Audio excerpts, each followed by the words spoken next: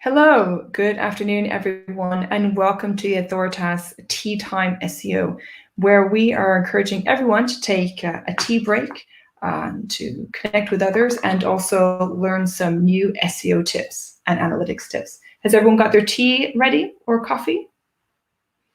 I hope so. So today we are joined by one person who has been working in the technical field for over 6 years. We were having a second person join, but unfortunately they became a bit ill. But we're going to have a great session anyway. And I also want to introduce myself and obviously who are in the chat with us today. So I'm SEO Joe Blogs, Growth Marketer at Authoritas, and I'm also joined by Carrie Shepherd. Hi, guys. And today we are joined by Maria from Visible, and she will be talking to us about how to tackle crawling these large e-commerce sites. Now, if you guys have any questions, feel free to add them to the chat, and we will be taking questions as we go along, making this a bit more interactive. So without further ado, I'd like to introduce you to Maria, and thank you very much for being with us today. Hello, hi everyone. Thanks for joining today. I hope you enjoy the session. So, yeah, I have been working on SEO for 6 years. I'm now working at Build Visible, where I joined 3 years ago. I am most on the technical side of things, so I'm on the technical SEO team, and I mostly specialized on site speed optimization and e-commerce SEO. So I worked around on a different accounts, but most of my clients are e-commerce, and I have been also doing some trainings for e-commerce sites over the last year or year and a half. So yeah, that's me.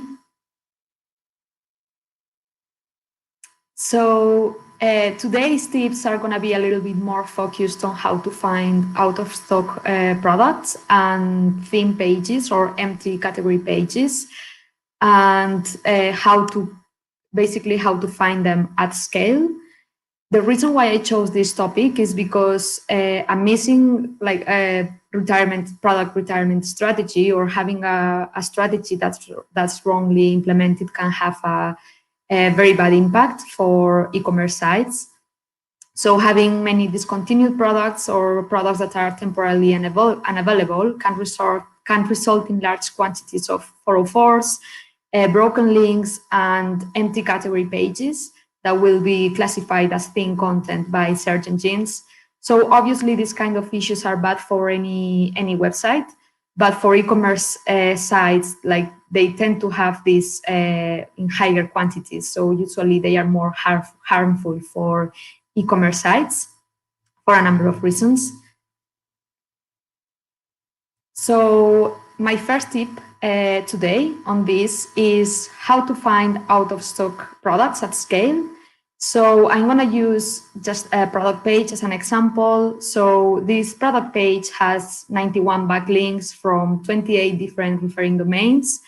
And unfortunately, this is not. This is just one product page on a site that has many product pages that are out of stock, which had significant number of backlinks. So as a result, it's really common to see what you will see on the right-hand image here. So having large amounts of out-of-stock product pages for a single site that are indexed by search engines. So obviously this is really bad for search engines and for the quality score of your whole site, but it's also bad for user experience, because if users link on these products, they won't be on these results, they won't be able to convert because there's no product there. So they might end up leaving your site, going to a competitor, and then that will be a lost sale for you. Obviously, at scale, this can result on on large quantities of revenue losses. So I'm going to show you how to find them by using the custom search feature in Screaming Frog. And mainly this is because in most cases, these products will be still returning at 200. So a standard crawl or Google Search Console won't flag this, so you won't be able to find them on just on a standard crawl or by Google Search or with Google Search Console. So what you have to do is finding the identifiable out of stock copy on your product page.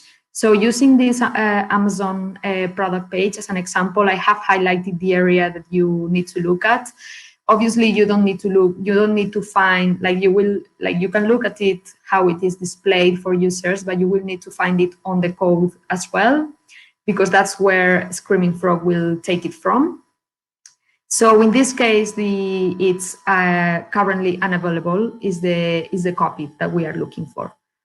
So the second step will be basically you copy paste this copy and put it on the custom search feature in Screaming Frog and just run a crawl. And then Screaming Frog will, when the crawl finishes, it will return all the product pages that contain this out of stock string. So yeah, in this case, I have highlighted the area there.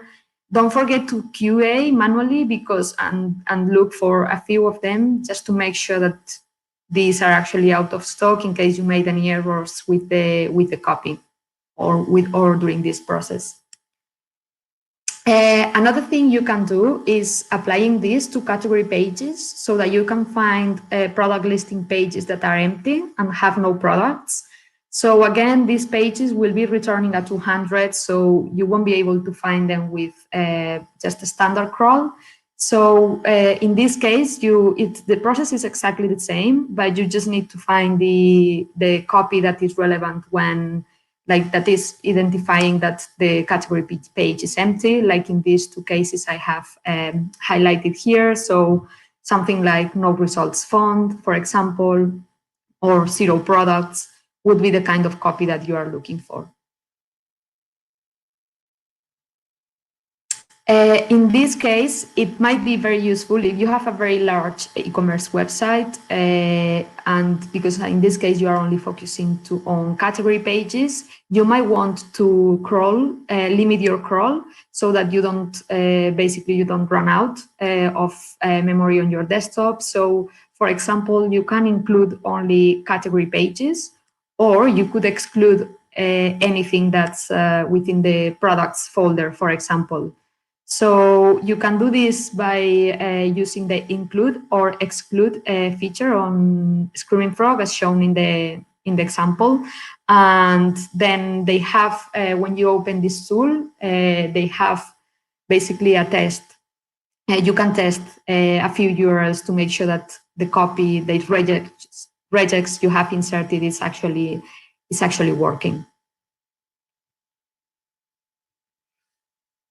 Another thing, another useful thing you can do is using the custom extraction tool to find thin category pages. So same as empty category pages that have only 1 or 2 products are gonna be very bad for user experience as well.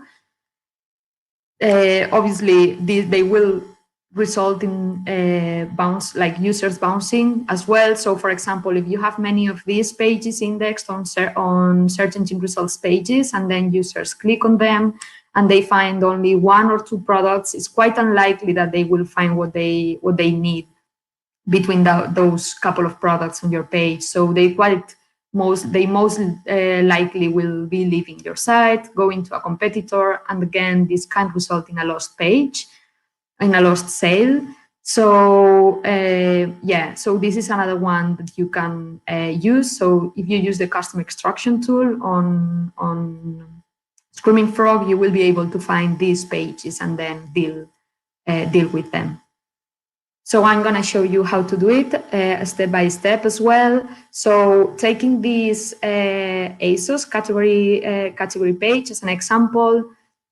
So the first thing you need to do is find the element on the page that contains the number of products on that specific page.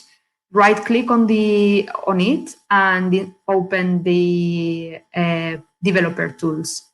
So then this will be highlighting, like developer tools will highlight your element as well.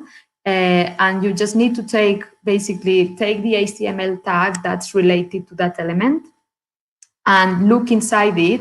There will be an ID assigned, and it's highlighted there below. So basically, you just need to take this unique ID and insert it on Screaming Frog. I have added a screenshot on the right with a red bracket. Basically, in that slot is where you have to insert the ID name and use the search function I have basically copied there. So when the crawl, then just run the crawl, and when the crawl finishes, it will return something like this. So it's a list of pages on the site, and for pages that contain that specific element, it will return the content, like the content inside it. So you will be able to see how many products are assigned to each of these category pages. So just find pages there that have like 1, 2, or 3 products and look at them and try to basically deal with those. If in some cases your page won't have a container with a number of products, so you can still do this, but instead of the search function, you will need to use the count function. I have added it here as well. So basically, you need to look at the element. So each product will have an element that is the same for everyone, for every single product. So you just have to repeat the same process and find the ID of this specific element that's shared for every product, and just use the count function to count how many products appear there. So you just need to basically copy the function I have added on the slide and imitate basically by changing the characters inside the red bracket.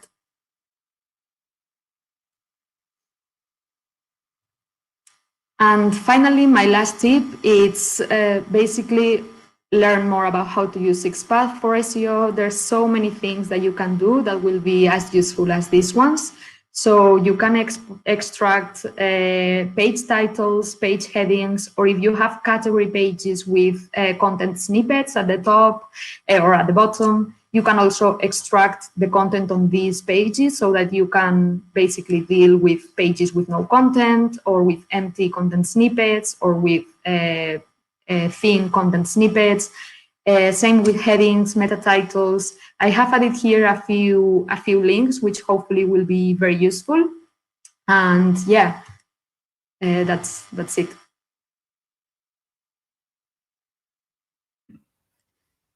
So thank you for joining me today. Hope you enjoyed. And I think we are gonna proceed the Q&A. Yes, thank you very much, Maria. That was great. You had some great, fantastic tips. I'll pass over to Kerry, who can take some of those questions. Thank you. Great, thanks, Jo. So the first question we have is, what's your highest number of empty product pages you found while working with different clients? What's the number? Sorry, the highest number. Yeah, highest number of empty products. Well, I don't remember now specific numbers, but I have dealt with some that were very big. Obviously, this will go up and down depending on the season and depending on, mostly the season, but especially for product listing pages as well, which were empty. I don't know, I don't have an empty. I don't think the number of pages is like, I think it's better to look at the scale or the percentage of pages. So maybe having 10 empty category pages for one site is not going to be as harmful as having 10 for another site. So I would say try to limit this to a minimum, because obviously the more you have, the more chances you will have that users will end up on them, and not only for SEO, but for any other channel as well. So try to limit this at the minimum. And if you can have 0 is better than 1. Obviously, some of them will have to be there because will be like products sometimes are discontinued. There's many ways you can deal with this. It's not the scope of these slides, but there's messages you can put on your pages to tell users that this product is going to be available soon, or to submit a request to be notified so that they can receive an email. So there's plenty of things you can still do to manage the ones that have to be basically have to be there. Yes, great. Okay, thank you very much for that. So we just had a question as to whether we will have access to the presentation. The answer is yes. After this, we will be uploading this presentation into our blog with the slides as well. So I had a question.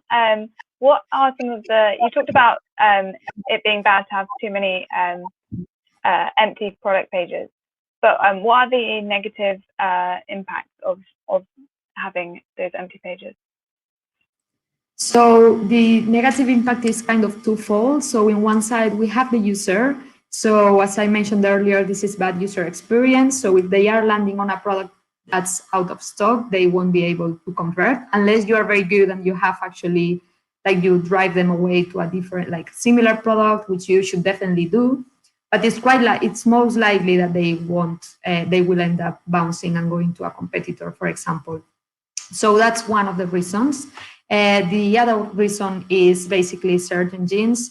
So lots of thin content for having thin pages with only one product or two, for example.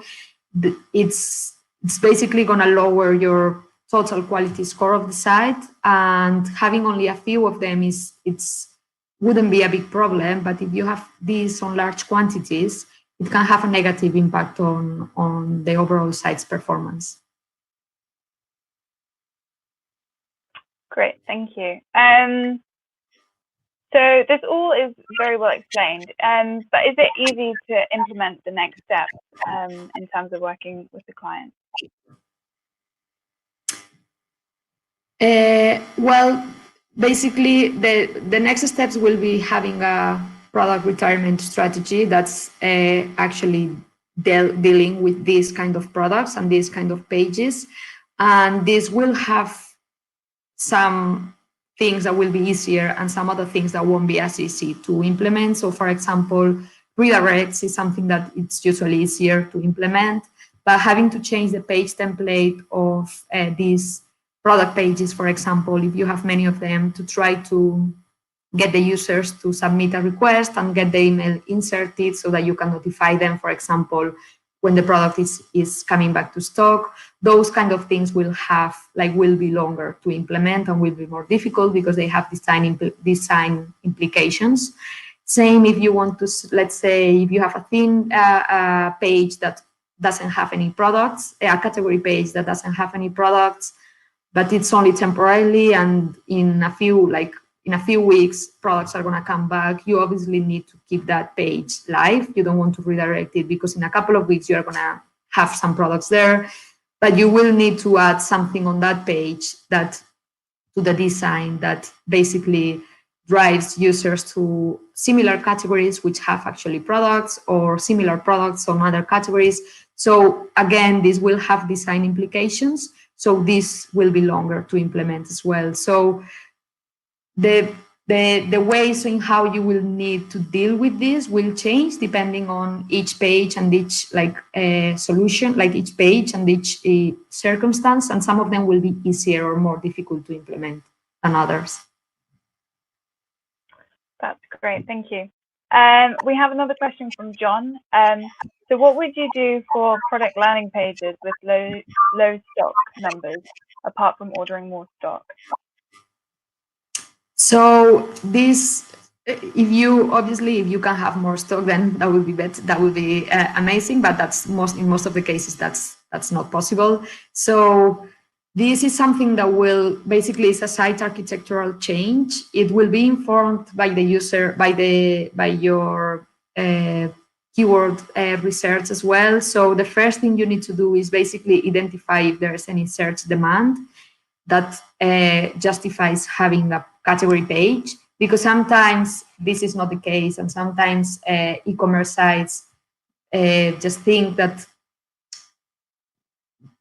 some categories can be created without actually having search demand. So if you look at search demand and you make sure that there's demand for that category to exist, then look at whether you are going to have enough products to fulfill that category page.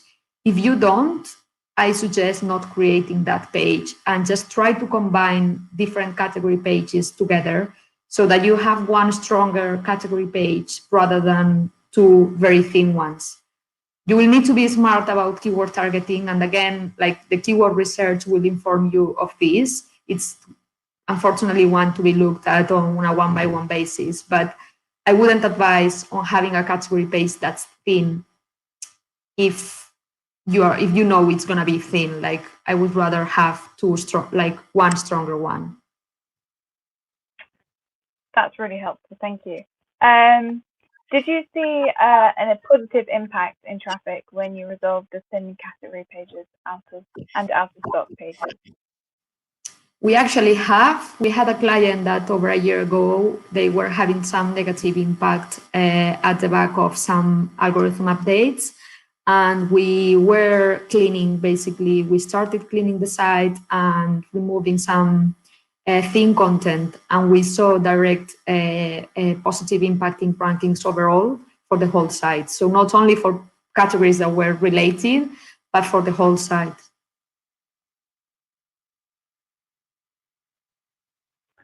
That's really helpful. Thank you. I think that's all we have time for today.